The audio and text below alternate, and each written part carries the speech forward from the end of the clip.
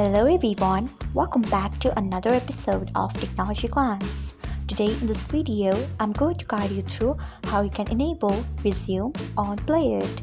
So let's get started. Firstly, open PLAYit app in your device. Then tap on your profile icon if you haven't. Next tap on Settings. Then tap on Video. Next you can see the option of Resume. Turn on it by tapping on it.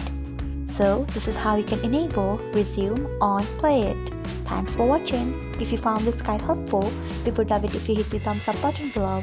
We upload great new tech tutorials like this one every day, so do not forget to subscribe to our channel and hit the bell icon so that you'll never miss another update.